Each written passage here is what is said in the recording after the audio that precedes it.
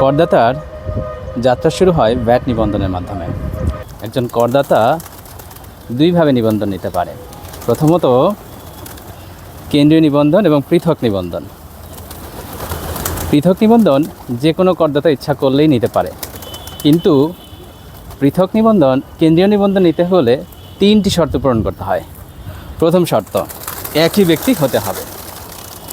একই ব্যক্তি হতে হলে তাকে কয়েকটি শর্ত পূরণ করতে হয়। কীরকম?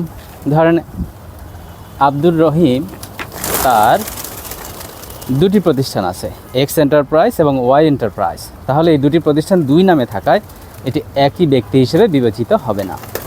আমরা যদি অন্যভাবে চিন্তা করি যে আব্দুর রহিমের দুটি প্রতিষ্ঠানের নামই এক্স এন্টারপ্রাইজ, তবে এই প্রতিষ্ঠানটিকে একই ব্যক্তি হিসেবে চিন্তা করা যাবে। যদি কোম্পানি হয়, কোম্পানিও কিন্তু একটি ব্যক্তি। তাহলে কোম্পানির ক্ষেত্রে কি হবে? যদি একই কোম্পানির অধীনে অনেকগুলো ব্রাঞ্চ থাকে, যেমন ধরেন বাটার একটি কারখানা আছে ধামরাইতে এবং একটি কারখানা আছে টঙ্গীতে, তাহলে এই প্রতিষ্ঠানটিকে কেন্দ্রীয় নিবন্ধন নেওয়ার সুযোগ আছে। কিন্তু যদি এমন হয় ট্রান্সকম বেভারেজ, তার একটি টিনের অধীনে একটি প্রতিষ্ঠান আছে গাজীপুরের মৌচাকে এবং একটি কালুরঘাটে, সেটারও একটা টিন আছে এবং একটি কোম্পানি, আলাদা আলাদা কোম্পানি, তাহলে কিন্তু এরা একই ব্যক্তি না, এবং এই ক্ষেত্রে এই দুটো প্রতিষ্ঠানকে দুটি পৃথক নিবন্ধন নিতে হবে। আমরা যদি আবার সেবা প্রতিষ্ঠান বা বাণিজ্যিক ব্যবসার ক্ষেত্রে চিন্তা করি, তবে কিন্তু তাদের ক্ষেত্রেও একই নিয়ম প্রযোজ্য। দ্বিতীয় শর্তটি খুব ইন্টারেস্টিং। সেটা হচ্ছে একই জাতীয় এবং সমজাতীয় পণ্য হতে হবে। সেই একই জাতীয় বা সমজাতীয় পণ্য কী? একই জাতীয় পণ্য আমরা জানি যে আইডেন্টিক্যাল গুডস, যা একই ধরনের পণ্য, কিন্তু সমজাতীয় পণ্য একটু ব্রড। সেটা যদি আমরা ভাবি, সেটা কীরকম? সমজাতীয় পণ্য, ধরেন ওয়ালটন, তাদের ইলেকট্রনিক ইন্ডাস্ট্রি আছে, তারা ফ্রিজ তৈরি করে, এসি তৈরি করে, বিভিন্ন ধরনের ইলেকট্রনিক গুডস তৈরি করে, তাহলে তাদের পণ্যগুলো কিন্তু সমজাতীয় পণ্য। আবার এটাকে আরও ব্রডলি যদি চিন্তা করি, পশ্চাৎ সংযোগ শিল্প প্রতিষ্ঠান, যেমন বেভারেজের ক্ষেত্রে যদি ম্যাঙ্গো জুস তৈরি হয়, এর মূল উপকরণ হচ্ছে ম্যাঙ্গো পাল্প।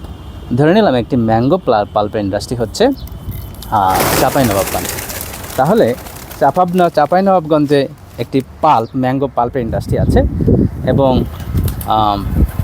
ধামরাইতে একটি ম্যাঙ্গো জুসের ইন্ডাস্ট্রি আছে। তাহলে কিন্তু এই পাল্প ইন্ডাস্ট্রিকে সমজাতীয় ইন্ডাস্ট্রি ধরে কেন্দ্রীয় নিবন্ধনের আওতায় নিবন্ধন নেওয়ার সুযোগ আছে।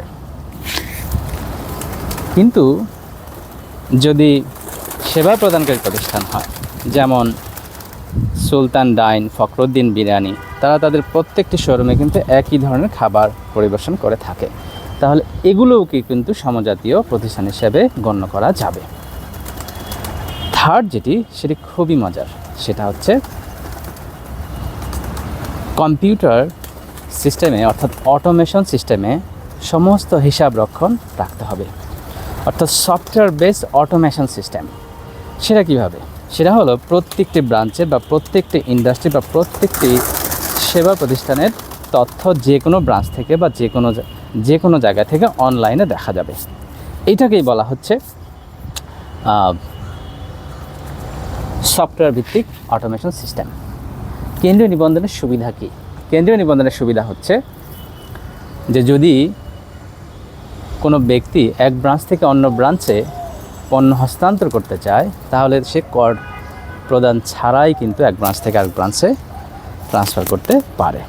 কিন্তু যিনি পৃথক নিবন্ধন নিয়েছেন, তার ক্ষেত্রে কিন্তু পণ্য হস্তান্তর করলে অবশ্যই তাকে কর প্রদান করে এক ব্রাঞ্চ থেকে অন্য ব্রাঞ্চে কিন্তু পণ্য হস্তান্তর করতে হয়।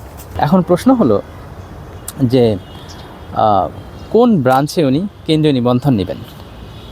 আমরা যদি এভাবে চিন্তা করি যে একটি কারখানা, একটি অফিসটা তেজগাঁও, কারখানাটা মানিকগঞ্জে, তাহলে কিন্তু অবশ্যই তাকে কারখানার অ্যাড্রেস অর্থাৎ মানিকগঞ্জেই নিতে হবে।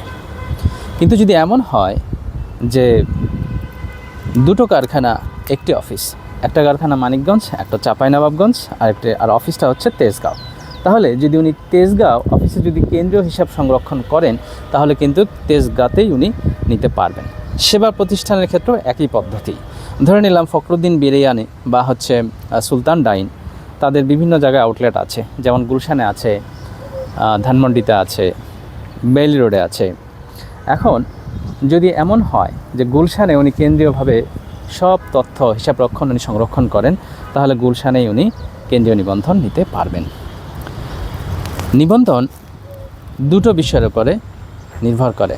একটা হচ্ছে 50 লাখ টাকার উপর যদি তার বার্ষিক টার্নওভার থাকে তবে, অথবা কিছু লিস্টেড প্রতিষ্ঠান আছে তাদের এই টার্নওভার নির্বিশেষেই তাদেরকে নিবন্ধন নিতে হয়। আমরা টার্নওভার নির্বিশেষে নিয়ে আরেকদিন আলোচনা করব। সে পর্যন্ত সবাই ভালো থাকবেন, সুস্থ থাকবেন। ট্যাক্স লার্নিং উইথ আসিফের সবাইকে আবারও স্বাগত জানাচ্ছি। Happy learning.